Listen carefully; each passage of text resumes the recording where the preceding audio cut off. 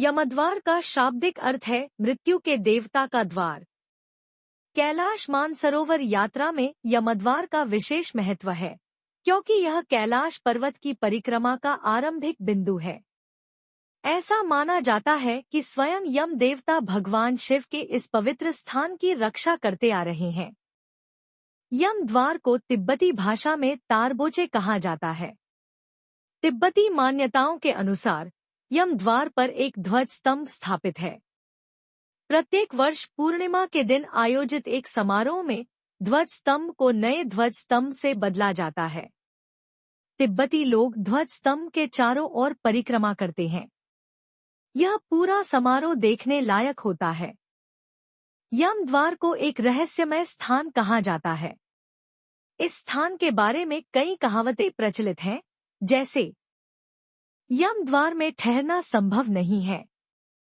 कहा जाता है कि यहाँ ठहरने वाले लोगों को भूत मार डालते हैं।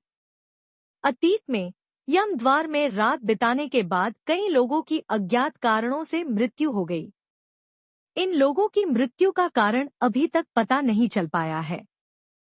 एक प्रचलित मान्यता के अनुसार यमद्वार पार करने के बाद पीछे मुड़कर नहीं देखना चाहिए। हमेशा आगे देखते हुए कैलाश परिक्रमा मार्ग पर चलते रहना चाहिए। यम द्वार तिब्बत के एक गांव दार्चिन से 15 किलोमीटर की दूरी पर करीब 15,500 फीट की ऊंचाई पर स्थित है। यह कैलाश पर्वत की परिक्रमा यात्रा का शुरुआती स्थान है। तिब्बत के लोग इस जगह को चोटेन कांग नगे नाम से बुलाते हैं, जिसका मतलब 2 पैर वाले स्तूप होता है। इस द्वार को लेकर यह भी कहा जाता है कि इसे किसने बनाया और कब बनाया, कोई नहीं जानता। इसके निर्माण को लेकर कई शोध हुए, लेकिन कुछ पता नहीं चल पाया। कहते हैं कि तिब्बती लोग अपने शरीर से बाल नोचकर यम द्वार पर अर्पित करते हैं। इसे वो शरीर त्याग के प्रतीक के रूप में देखते हैं। वहीं बौद्ध लामा यहाँ आकर मोक्ष प्राप्ति की कामना करते हैं। कभी कभी तो बीमार लामा यही आकर अपने प्राण त्यागते हैं, ताकि उन्हें मोक्ष की प्राप्ति हो। मान्यताओं के अनुसार अगर आपने यम द्वार की परिक्रमा कर ली, तो उसे कैलाश यात्रा पूरी करने के समान माना जाएगा।